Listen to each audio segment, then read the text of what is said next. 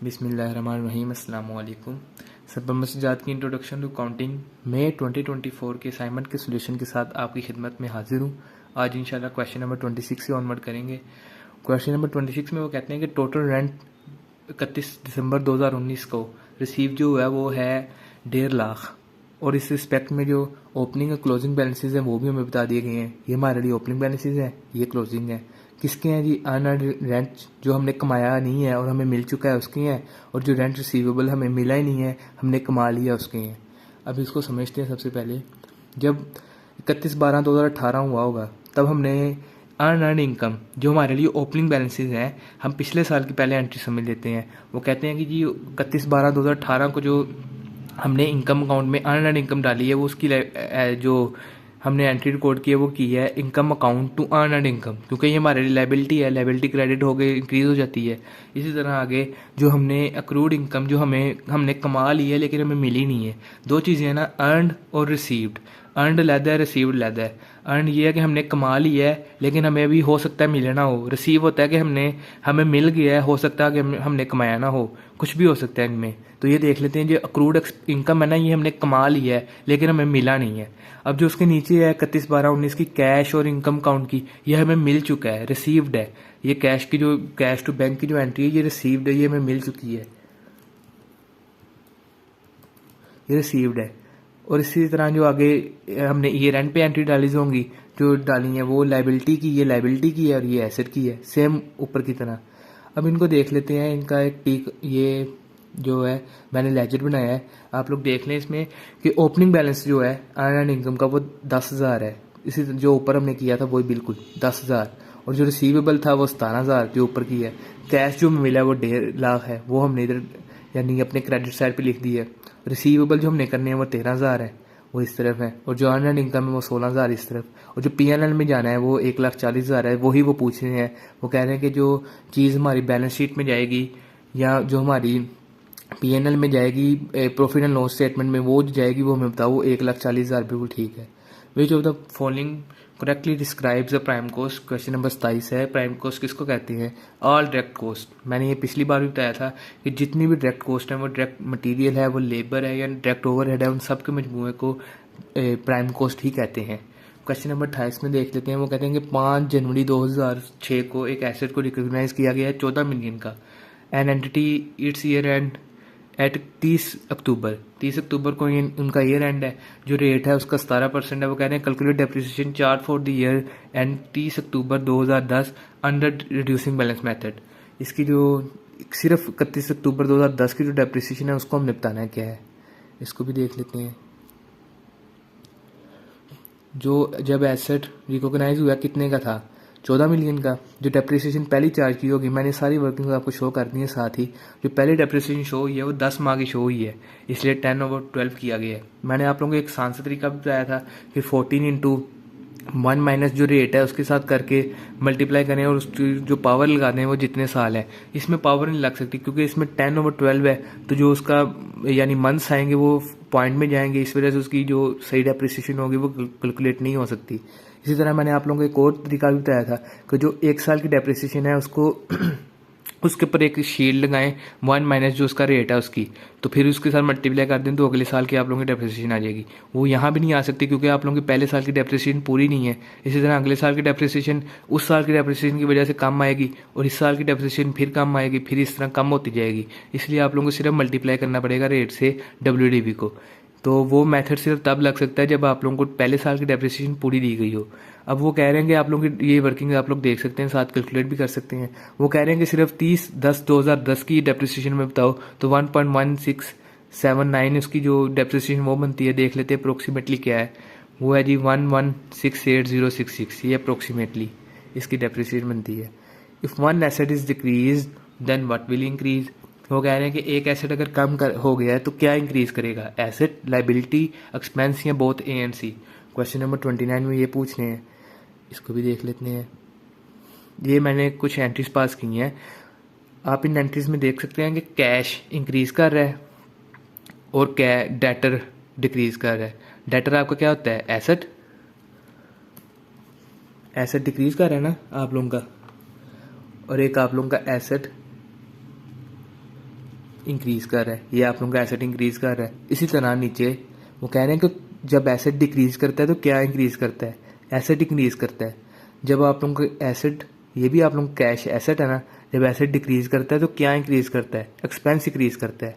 आप लोगों का जब एसेट इंक्रीज करता है या डिक्रीज करता है, आप लोगों का लाइबिलिटी कभी भी, जब आप लोगों का एसेट डिक्रीज होता है आप लोगों की लाइबिलिटी इंक्रीज नहीं हो सकती। आप लोगों की लाइबिलिटी और जो कैश है उसका या जो आप लोगों का एसेट है उसके साथ आप लोगों का डायरेक्ट रिलेशन है। इसी तरह मैं आप लोगों को कई एग्जांपल्स दे सकता हूँ। मिसाल के तौर पे आपने एक एसेट खरीदा है और वो क्रेडिट पे खरीदा है, तो वो आप लोगों की क्या बनी, आप लोगों की लाइबिलिटी इंक्रीज की, आप लोगों का एसेट भी इंक्रीज कर गया।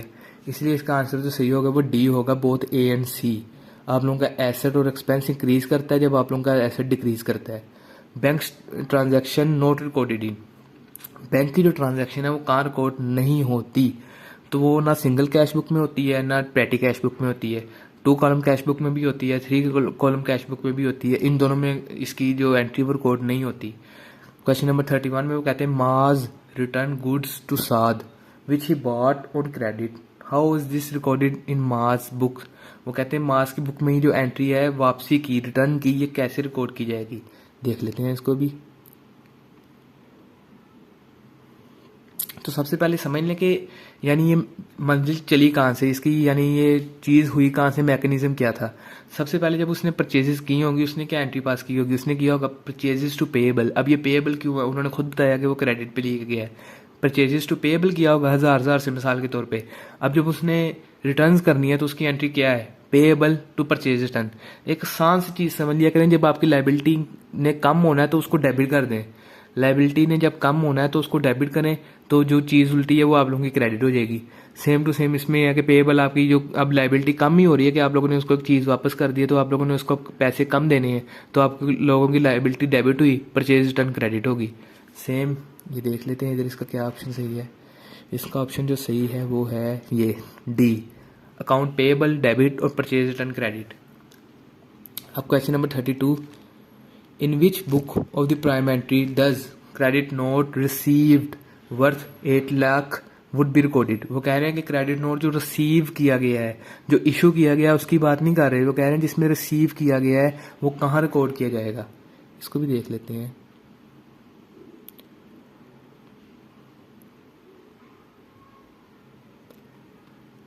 क्वेश्चन नंबर 32 के लिए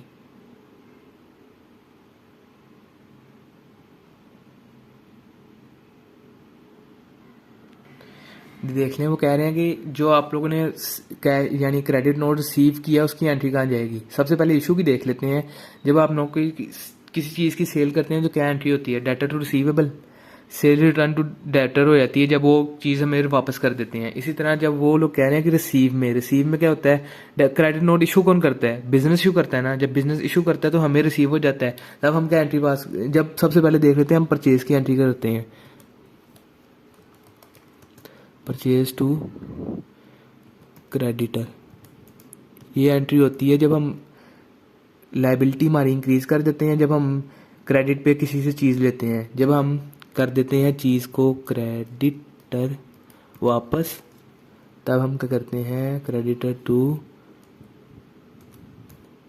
purchase return. Creditor to purchase return ये हमारी एंट्री रिकॉर्ड हो जाती है जब हमें डेबिट नोट रिसीव होता है। तो ये किधर गई, रिटर्न आउटवर्ड जनरल में, यानी जब हमने किसी चीज़ को वापस किया तब हमें क्रेडिट नोट रिसीव हुआ। सबसे पहले क्रेडिट नोट को समझ लें। क्रेडिट नोट वो चीज़ है कि जब आप लोगों को किसी चीज़ को वापस कर देते हैं ना, तो वो देखते हैं पहले कि वो चीज़ सही है, उसमें कोई तोड़ फोड़ तो नहीं है, वो चीज़ पूरी है जितनी आप लोगों ने हमें बताई है, उसकी कीमत क्या है, सारा कुछ जब वो देख लेते हैं, कंफर्म कर लेते हैं, तो वो क्रेडिट नोट को इशू कर देते हैं। और जब क्रेडिट नोट इशू होता है तो वो हमें रिसीव हो जाता है, और जब क्रेडिट नोट रिसीव हो गया तो हमने एंट्री किधर पास की, रिटर्न आउटवर्ड्स, परचेज रिटर्न, इस जर्नल में हमने वो एंट्री रिकॉर्ड कर ली। क्वेश्चन नंबर 33 को देखते हैं। क्वेश्चन नंबर 30 में वो कह रहे हैं कि कौन सी एरर ऐसी है, कौन सी गलती ऐसी है जिससे ट्रायल बैलेंस का जो टोटल है वो डिसएग्री हो जाएगा। जो सेल्स हैं वो हमने एक गलत बंदे के अकाउंट में क्रेडिट कर दी हैं, इससे हो जाएगा गलत।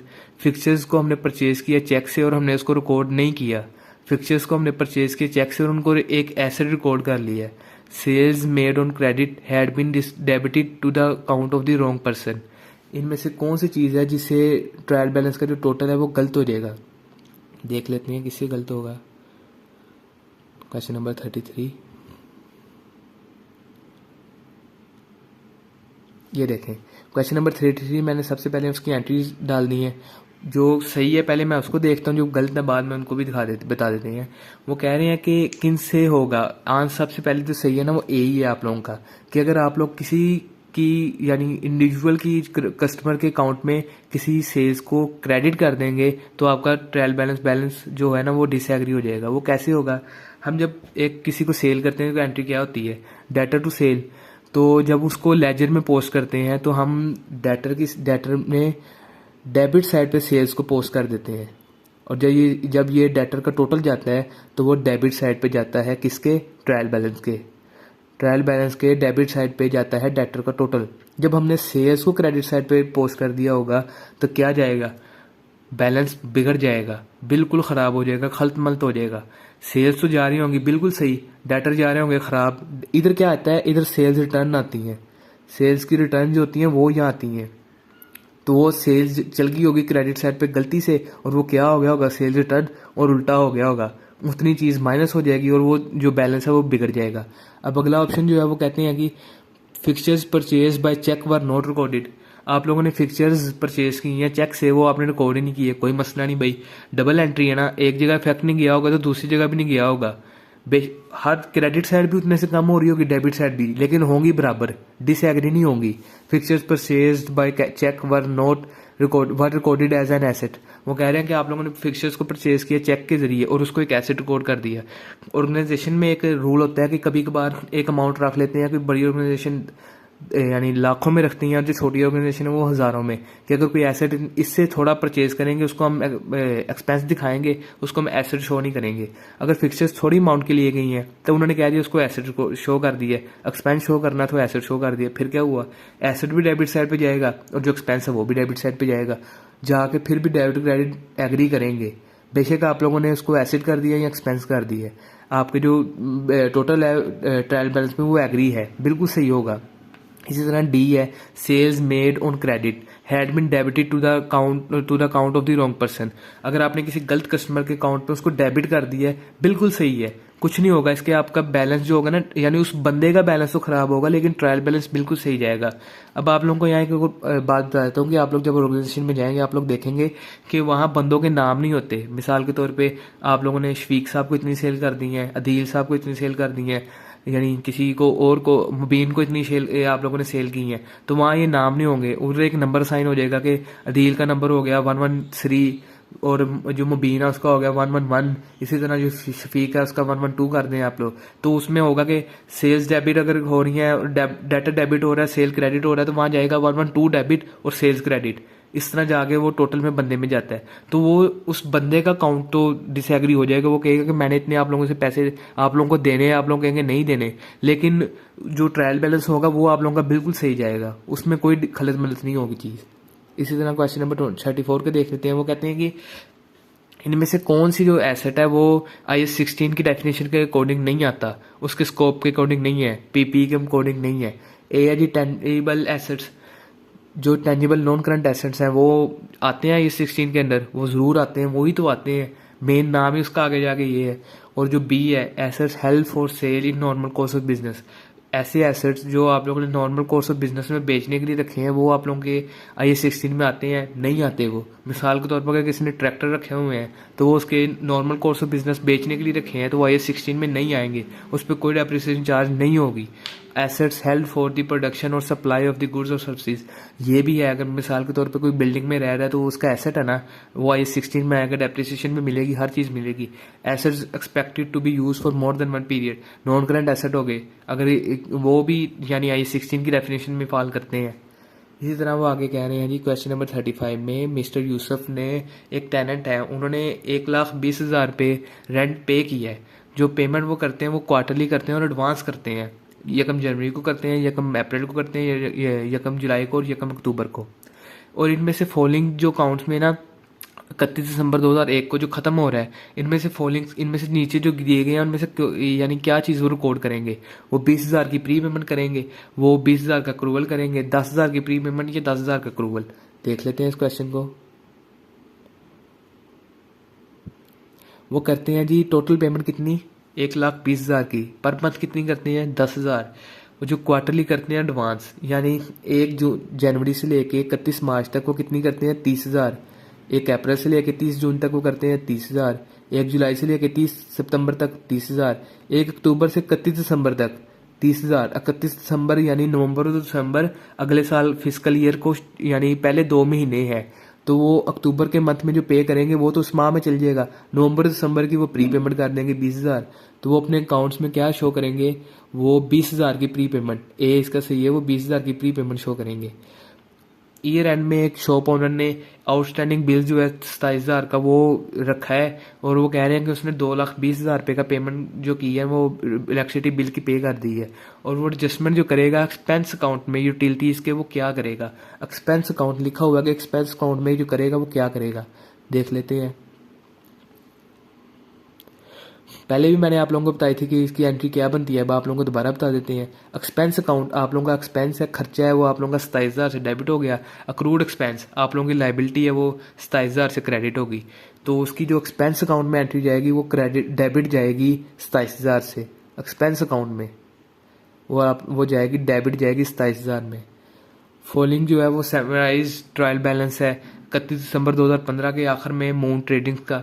वो कह रहे हैं कि अदर इनकम आ रही है 15 मिलियन की क्रेडिट में, और जब उस अदर इनकम को देखा कि वो क्या है, वो कह रहे हैं कि 1 अगस्त को मिला था एक बंदे का कॉन्ट्रैक्ट, एमटी ने रिसीव किया था 1.8 मिलियन का, जो कि 50% ही एडवांस मेंटेनेंस कॉन्ट्रैक्ट की, जो कि शुरू हो रहा है 1 सितंबर 2015 से और ख़त्म होगा 31 मई 2016 को, यानी ईयर एंड से भी आगे। और was credited to the other income, और इसको क्रेडिट कर दिया गया था अदर इनकम में। The balance amount would be paid on the completion of the contract. Balance amount कौन सी, वो कह रहे हैं कि जो 50% हमने पे किया ना, इसका जो 50% बकाया है वो हम आखिर में पे करेंगे जब हमारा कॉन्ट्रैक्ट ख़त्म हो जाएगा। वो कह रहे हैं कि कौन वो अमाउंट बताएं जो अर्न इनकम, जो हमने कमाई नहीं है लेकिन हमें मिल चुकी है, उसकी जो अमाउंट फाइनेंशियल स्टेटमेंट में जाएगी वो हमें बताएं क्या है। अभी बता देते हैं। देखें टोटल क्या है, टोटल जो अमाउंट मिलनी है हमें वो है 3.6। 1.8 को 50% डिवाइड करें, 3.6 हमें टोटल मिलेगी ना, बेशक वो साल के वो कॉन्ट्रैक्ट के आखिर में मिलेगी या किस तरह मिलेगी, 3.6 हमें टोटल मिलेगी। और मई से लेके सितंबर से लेके मई तक कितने माह है, 9 माह है। पर मंथ की कितनी बन गई, मैंने वर्किंग सारी की सारी शो की हुई है साथ। पर मंथ कितनी बन गई, 0.4। और सितंबर से दिसंबर तक जो हमारे ईयर में आ रहे हैं वो कितने महीने हैं, 4 महीने हैं। 4 को 0.4 से मल्टीप्लाई करें, कितने हो गए, 1.6। हमें मिले कितने हैं, 1.8। प्रीपेड कितने हैं, 1.8 माइनस 1.6, 0.8, 0.2। ये हमारी अर्न इनकम है, हमें कमाई नहीं है, हमें मिल चुकी है। क्वेश्चन नंबर 38 है, वो कहते हैं डेप्रिसिएशन एक्सपेंस जो है उसका कंसेप्ट किस तरह है, किससे मिलता जुलता है? प्रीपेड इंश्योरेंस से, प्रीपेड सैलरी से, अनअर्न्ड रेवेन्यू से, या क्रूड रेवेन्यू से? डेप्रिसिएशन की जो एंट्री है वो यानी जो डेफिनेशन है वो आप सबको पता है, मैं भी थोड़ी सी एक्सप्लेन कर देता हूँ अपने आसान अल्फाज में। वो कहते हैं कि depreciation is the systematic allocation of the cost of the asset. अब इसके आगे भी लंबी चौड़ी है, वो थोड़ी सी मैं आप लोगों को इस कंसेप्ट के मुताबिक बताऊंगा कि डेप्रिसिएशन ये नहीं होती कि आप लोगों को एक्सपेंस मिल रहा है, आप लोगों ने किया, ये भी है, लेकिन मेन इसका मतलब ये नहीं है। वो कहते हैं सिस्टमैटिक एलोकेशन है, जो आपने एक एसेट के ऊपर खर्चा किया है उसकी जो सिस्टमैटिक एलोकेशन है वो आपको डेप्रिसिएशन एक्सपेंस कहलाती है। अब इनमें से कौन सी चीज़ है जिसकी सिस्टमैटिक एलोकेशन होती है, पिछले सवाल से बताया आप लोग। अर्न इनकम हमने अभी बताया, देखा है ना, कैलकुलेट भी की है कि जो सिस्टमैटिक एलोकेशन थी, यानी जो चीज़ हमने कमा ली वो हमने ले ली, जो हमें नहीं मिली वो हमने जो कर दी, अर्न कर ली। हर माह की हमने देखी अपनी, हर माह में हमने इतना चीज़ को ले लिया, अपने इतनी चीज़ नहीं कमाई थी वो आगे भेज दी। सिस्टमैटिक एलोकेशन है ना अर्नड रेवेन्यू भी, same is the case depreciation expense में भी होता है कि हर माह की डेप्रिसिएशन ये है, अगर उस माह में नहीं ली तो 10/12 भी अभी हमने ऊपर किया था, तो वो सिस्टमैटिक एलोकेशन सिर्फ अर्नड रेवेन्यू में होती है। क्वेश्चन नंबर 39, वो कहना है bank correctly record payment of cheque of 236 rupees why in cash book it is written as 263 rupees, what should be done to correct it? हमने एक चेक पास किया था जो उन्होंने यानी सही लिख दिया है, बैंक ने रिकॉर्ड किया 236 का, लेकिन कैश बुक में अकाउंटेंट ने कर दिया 263 का। अब सही करने के लिए क्या करेंगे, कैश बुक में से 27 रुपये माइनस करेंगे, क्योंकि गलती हमने की है उसको सुधारेंगे भी हम, उसको बिल्कुल माइनस करके सही कर देंगे। Question number 40, which of the following statement is या are correct? Asset is economic resources controlled by the entity, equity is the residual interest deducting current liabilities. अब यहाँ एक यानी एक छोटा सा कॉन्सेप्ट है, वो भी आप लोग लेते जाएं कि जो इक्विटी होती है ना, यानी जो आप लोगों के शेयर्स होते हैं, वो रेजिडुअल इंटरेस्ट होते हैं। यहाँ तक तो ये चीज़ ठीक है, और यहाँ तक भी ठीक है कि deducting current liabilities. Current liabilities अकेले नहीं होती, यहाँ अगर ये सिर्फ होता ना कि लाइबिलिटीज करंट भी और नॉन करंट भी, बिल्कुल ये सही होना था, लेकिन अब ये गलत है क्योंकि उन्होंने सिर्फ करंट लाइबिलिटीज का है। नॉन करंट लाइबिलिटीज वालों को क्या कसूर है कि उनको क्यों नहीं मिलेंगे? उनको भी मिलेंगे। अब ये जो लाइन है ना, ये तब है कि जब आपकी कंपनी वाइंड अप हो रही होगी, तब इक्विटी में से जो चीज़ निकालेंगे वो करंट और नॉन करंट लाइबिलिटीज दोनों है, उन दोनों को निकाल के जो चीज़ बचेगी वो आपकी इक्विटी है। लेकिन ये लाइन गलत लिखी हुई है क्योंकि इन्होंने करंट लाइबिलिटीज का जिक्र किया है, नॉन करंट का नहीं किया। Asset is economic resources control by the entity, बिल्कुल ठीक है, ये बिल्कुल सही है। ये सिर्फ A is only one is correct, ये बिल्कुल ठीक है। क्वेश्चन नंबर 41 है, वो कहते हैं अगर एक एसेट बेकार फारक पड़ा हुआ है तो उसकी जो डेप्रिसिएशन है वो किस मेथड के जरिए चार्ज नहीं होगी। पिछली वीडियो में मैंने आप लोगों को बताया था कि यूनिट ऑफ प्रोडक्शन मेथड वो अकेला मेथड है जो वायलेशन करता है डेप्रिसिएशन की, और कहता है कि हम सिर्फ तब डेप्रिसिएशन कैलकुलेट करेंगे जब हमारा एसेट कितने यूनिट प्रोड्यूस करेगा। जितने यूनिट प्रोड्यूस करेगा उतनी डेप्रिसिएशन आप लोगों को दे देंगे, उससे ज़्यादा हम नहीं देंगे। अगर हमने इस्तेमाल नहीं किया तो उस साल डेप्रिसिएशन जीरो जाएगी। ये सिर्फ यूनिट ऑफ प्रोडक्शन मेथड है। जो ओनली स्टेटमेंट 2 इज करेक्ट है। If capital is 1 lakh and liability is 40,000 then asset will be, asset क्या होगा?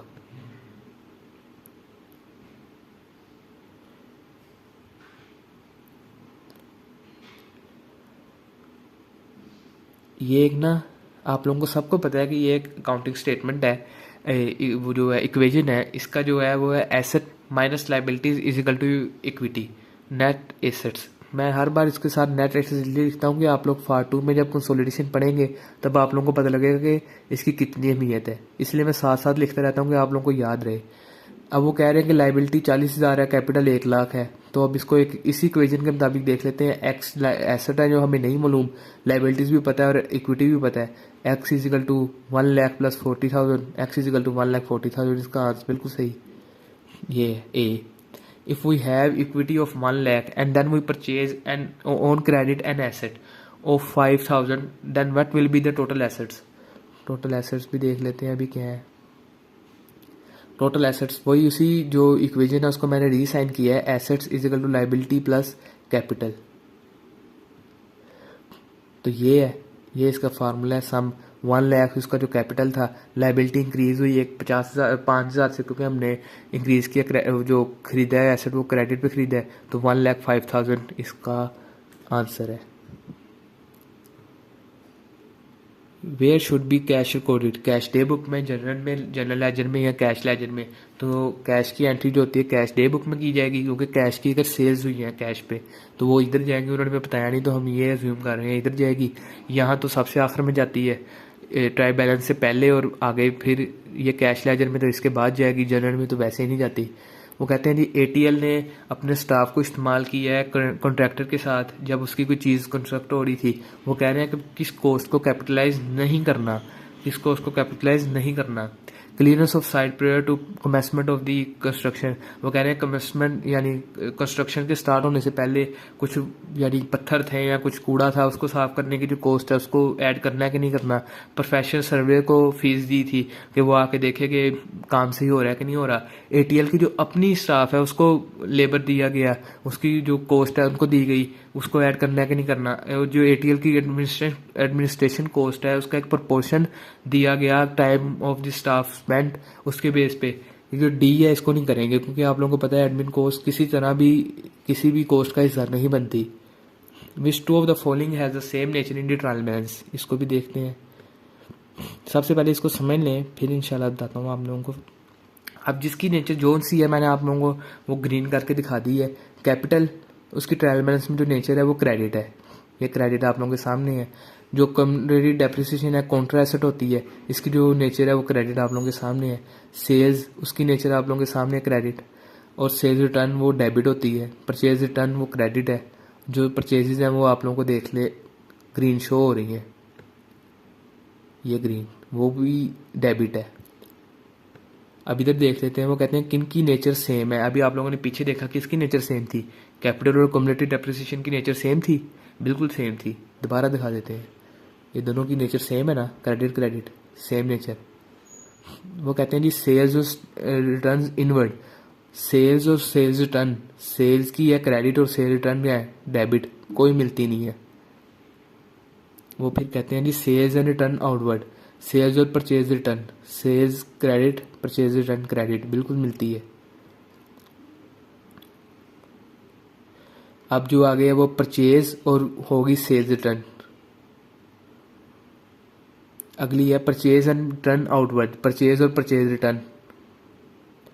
ये परचेज और परचेज रिटर्न क्रेडिट और डेबिट कोई नेचर नहीं मिलती इनकी। तो सही आंसर क्या है इसका, ए और C, capital and community depreciation, sales and return outward. अब जो क्वेश्चन नंबर 47 है उसमें वो कहते हैं कि जो एब्जॉर्प्शन को डिस्क्राइब करता है उसको करेक्ट करें। अब एब्जॉर्प्शन अब सबको पता है क्या है, इसका एक यानी लंबा चौड़ा कंसेप्ट है, वो वक्त तो नहीं है आप लोगों को बताने का। बस ये समझ लें कि फिर ओवरहेड्स को जब अब्जॉर्ब करते हैं तो जिस रेट के जरिए अब्जॉर्ब करते हैं उसको एक्चुअल जो क्वांटिटी प्रोड्यूस होती है उसके साथ मल्टीप्लाई करें तो वो अब्जॉर्ब आ जाते हैं, और एक्चुअल जो होते हैं वो एक्चुअल में होते हैं, जो एक्सपेंस हुआ होता है वो।